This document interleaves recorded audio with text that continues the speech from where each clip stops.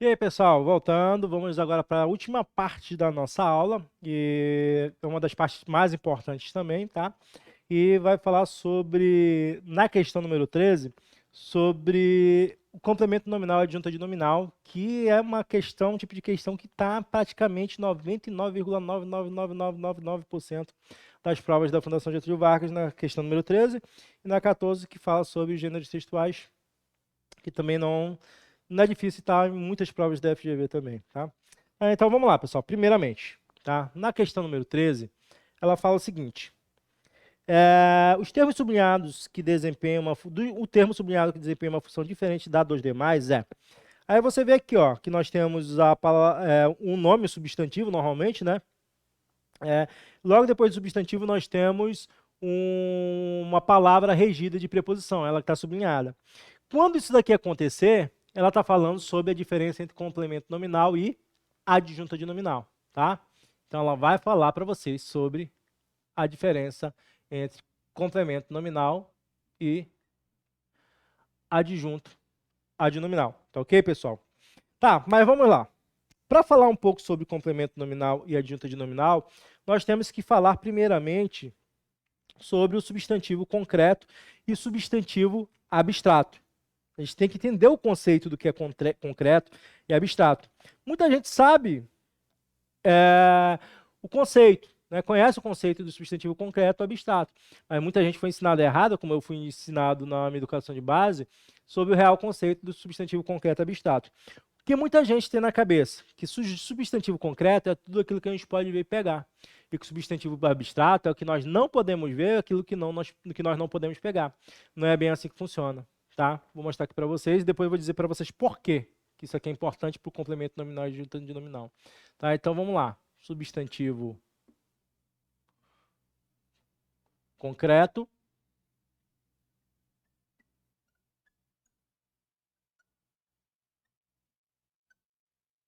e o substantivo abstrato. Vamos falar sobre esses dois carinhas aqui para poder entrar no complemento nominal e adjunta de nominal. Tá, então, substantivo concreto é tudo aquilo que tem existência própria,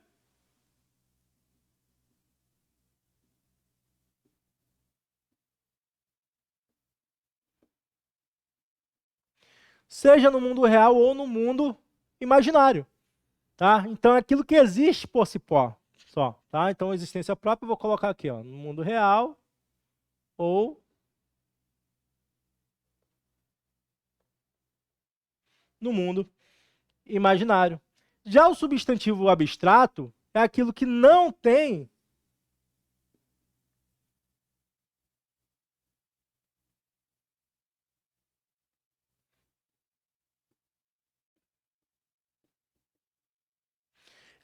existência própria. Ou seja, ele sempre precisa de algo para que ele possa existir.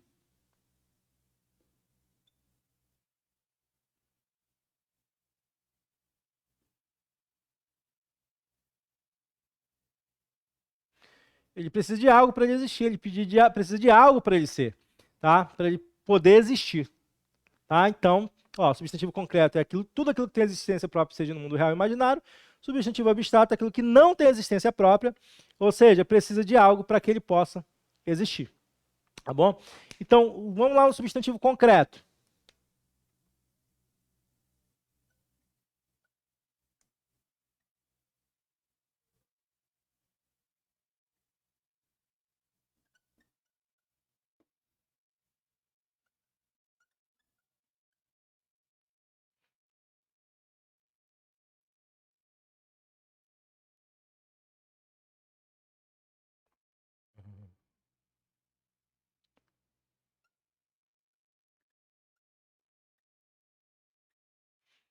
Então observe aqui, ó, pessoal. Papai Noel, Saci, Rua, Bruxa, Fada do Dente, Caipora, todos são substantivos concretos.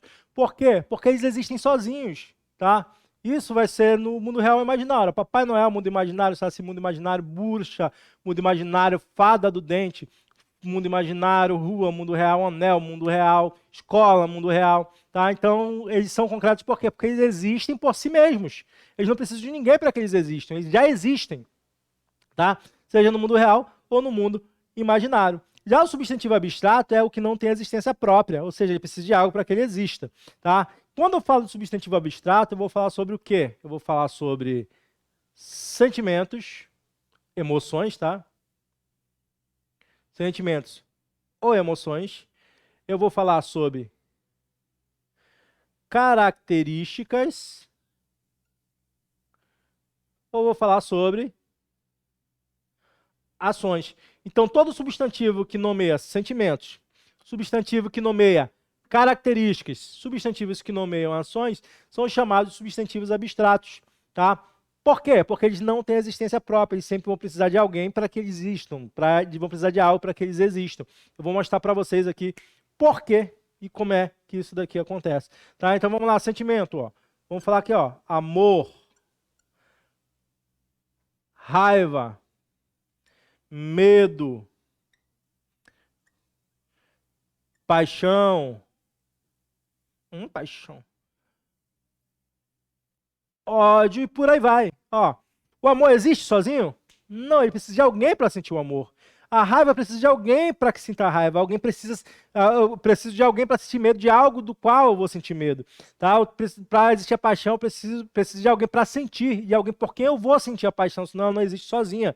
O ódio é a mesma coisa. Então o que você percebe? Que todos esses substantivos aqui que nomeiam sentimentos, que nomeiam emoções, eles sempre precisam de algo para que eles existam. Eles não existem por si só, tá? Eles não conseguem existir sozinhos. Então, eles sempre vão precisar de alguém para que eles existam, de algo para que eles existam. Ó, características. Ó, beleza, feiura,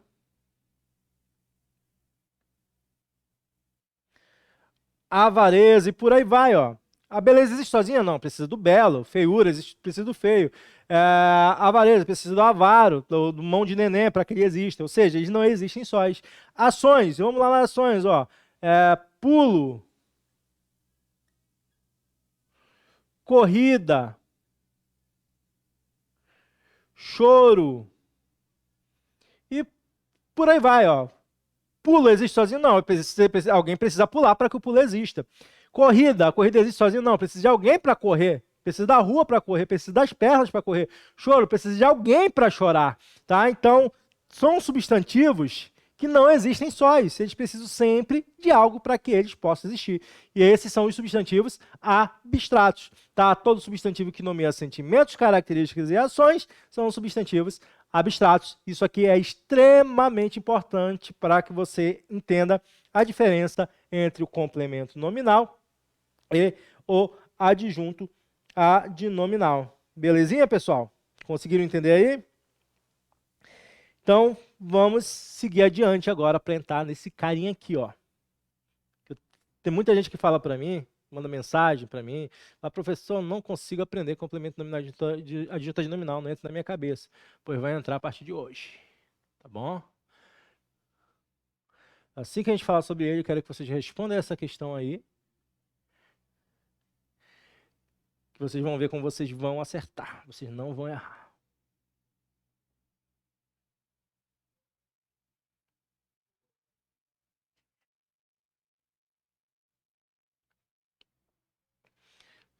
E vamos lá. Parte esse cara aqui no meio. Tá, vamos lá. Complemento nominal versus adjunta de nominal. Eles são pedidos pela Fundação Getúlio Vargas porque ele tem uma série de características, uma série de semelhança entre eles, tá? E também tem uma série de diferenças. Mas a FGV, ela pede justamente por causa das semelhanças, porque ela quer saber se você conhece as diferenças entre o complemento nominal e adjunta de nominal para você poder acertar, tá? Então, primeiro, complemento nominal, ele vai ser um termo regido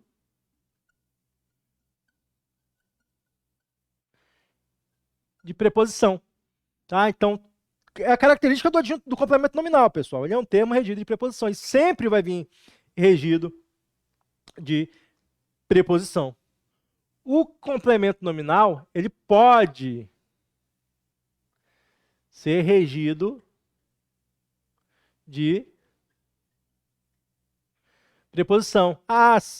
Significa que todas as vezes ele pode vir sem preposição? Essa questão não. Nessa questão ele vai sempre ser colocado com preposição, tá? Mas ele é um termo que pode ser regido de preposição. Na língua portuguesa, às vezes ele vem regido de preposição ou não. Só que a FGV sempre vai utilizar esse cara regido de preposição. Por quê? Por causa dessa semelhança entre eles. Ó, preposição, preposição. Tá? A FGV vai fazer isso dentro da tua prova.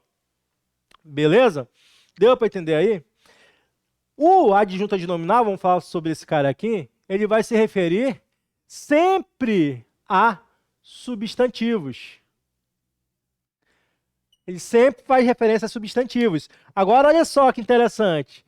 Substantivos, tanto os concretos quanto os substantivos abstratos. Agora vocês vão entender por que que a gente teve que falar sobre substantivo concreto e substantivo abstrato dentro dessa nossa aula.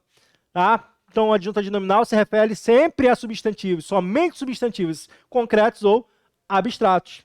Já o complemento nominal, ele pode fazer referência a substantivos ou adjetivos, tá? Que é advérbios, há nomes, tá? Por isso que é chamado de complemento nominal. Substantivos, adjetivos ou advérbios. Só que dentro das provas, o que a FGV vai fazer? Vai sempre colocar ele fazendo referência a substantivos. Tá? Por quê? Porque ela quer tirar teu ponto. Ela quer saber se você sabe. Ela só quer os melhores dentro do cargo. Ela só quer que os melhores gabaritem em língua portuguesa. Os melhores serão vocês. Tá? Então, ela vai fazer essa referência sempre a substantivos. Só que, olha só, por que a gente tem que saber a diferença entre concreto e abstrato? Ela vai fazer referência somente aos substantivos abstratos. Tá? Então, o complemento nominal sempre vai fazer referência aos substantivos abstratos. E aí que ela vai tentar te pegar pelas pernas, tá? Porque, ó, você vai encontrar na prova termo regido de preposição, termo regido de preposição. Se for substantivo concreto, só pode ser o quê? Pois concreto só pode ser adjunto adnominal. Mas se for abstrato, pode ser tanto complemento nominal quanto adjunto adnominal. Aí, ó, relações de semelhança. Aí que ela quer saber de você se você sabe a relação de diferença entre elas. Tá? Que é semelhante esse cara aqui. Aqui que ela quer tentar te pegar. Ela vai querer saber se você sabe identificar a diferença entre eles. Tá? Aí o que vai acontecer? O adjunto adnominal sempre vai estar no sentido ativo. Tá? Importante. Sempre vai estar no sentido ativo. O complemento nominal é característica própria dele. Ele sempre está no sentido passivo. Ah, professor, é o verbo que eu tenho que olhar? Não, porque não vai ter verbo. Tá? É a ação, que eu vou chamar a ação nominal na forma ativa, ação nominal na forma passiva. Aí o que vai acontecer? Outra característica de diferença entre eles. O adjunto adnominal pode, nem sempre, não é sempre, né? Mas ele pode indicar posse. O complemento nominal, importante, gente, nunca indica posse. Jamais, em hipótese alguma, ele indica posse. Beleza? Olha só o que a gente encontrou aqui, ó. Nós encontramos as semelhanças e encontramos as diferenças entre o adjunto adnominal e o complemento nominal. Ah, mas professor, como é que vai ficar isso na prática? Eu vou mostrar para vocês aqui, tá? Então, observe aqui, ó. Vamos pegar aqui, ó, cura da doença. Vamos falar aqui sobre cura da doença. Vamos olhar aqui. Pronunciamento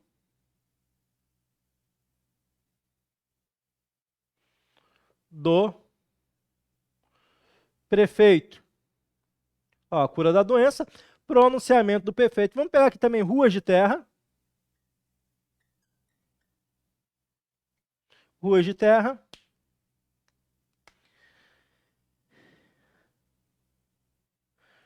Obtenção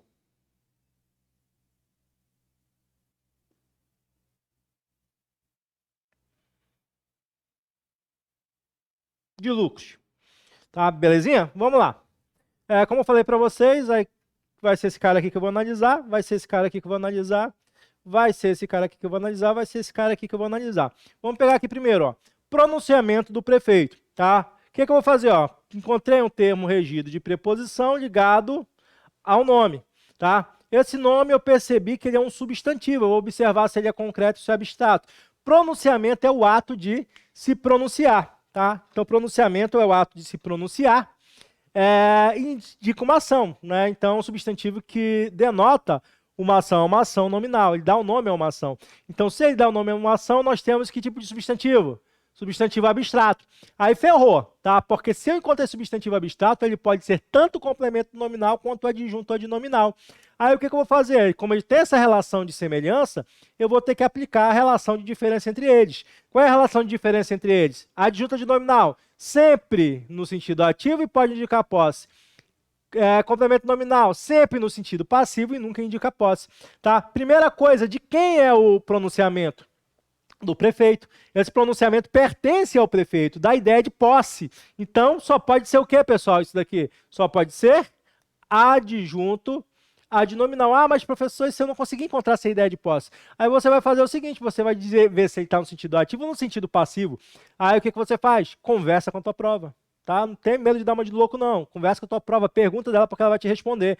É o prefeito que pronuncia ou é o prefeito que é pronunciado? É o prefeito que pronuncia. Quem é o prefeito que faz o pronunciamento ou alguém que faz o pronunciamento do prefeito?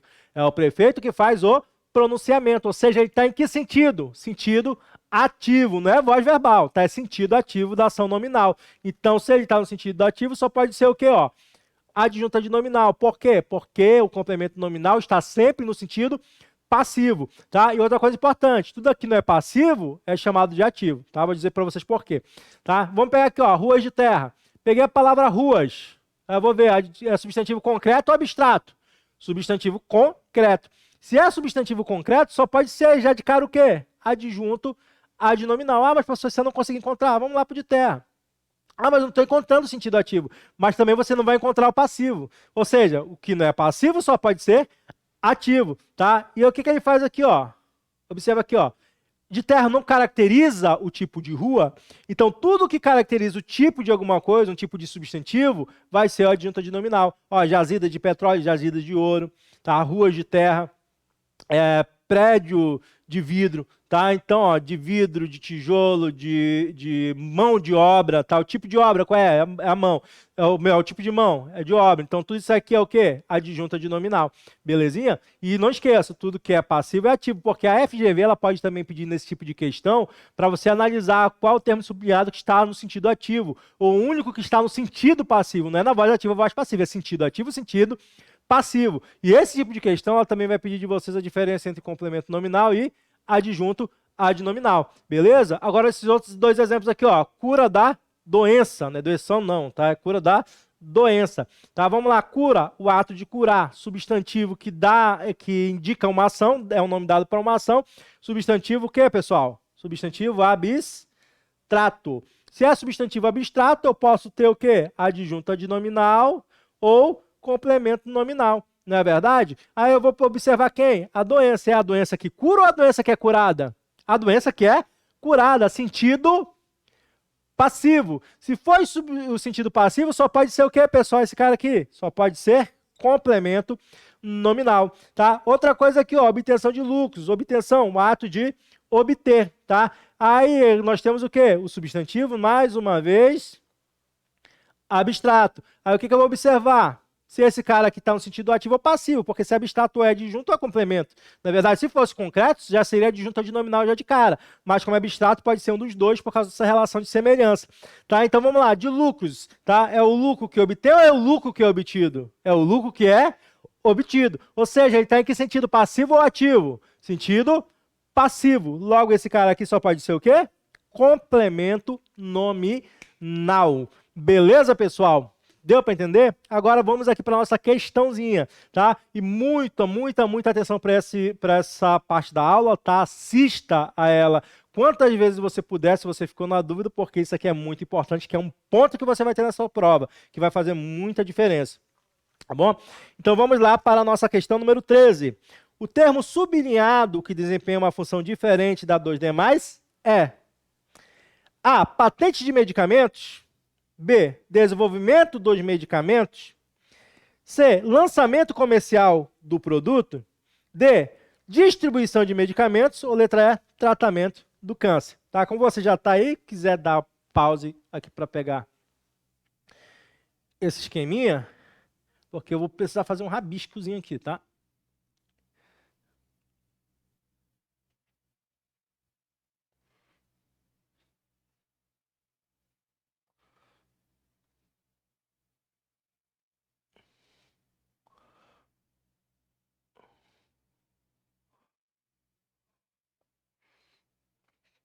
Bom, então vamos lá. Letra A, patente de medicamentos.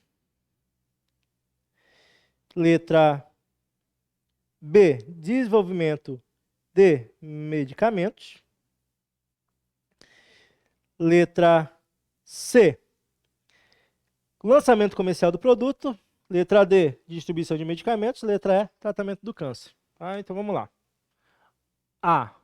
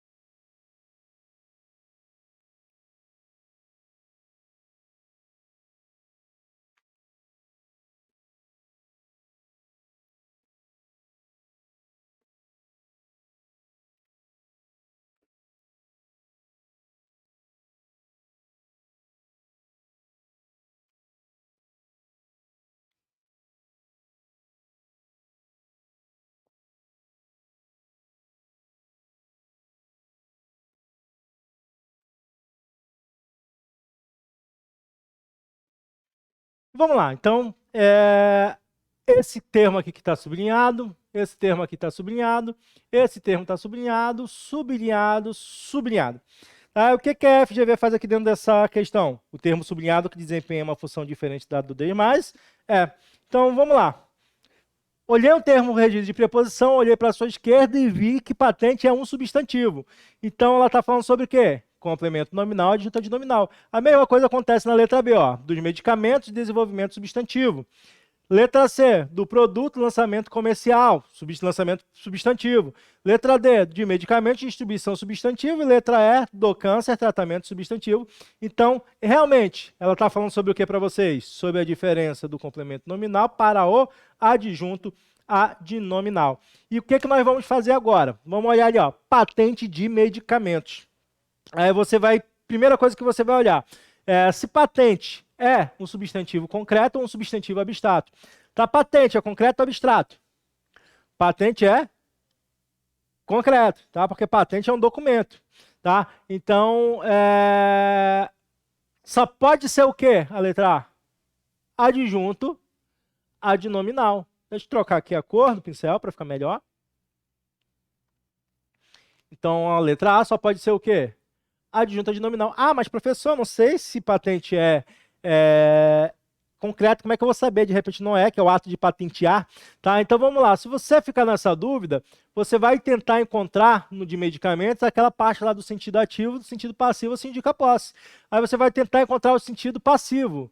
Tá? Passivo, eu não consigo encontrar o sentido passivo desse cara aqui. Ah, mas os medicamentos são patenteados. Não, patente de medicamentos é um tipo de patente.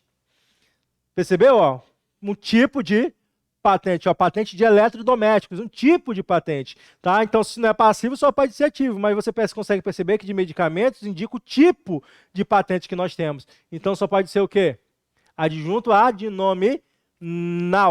Tá? Aí vamos lá para a letra B.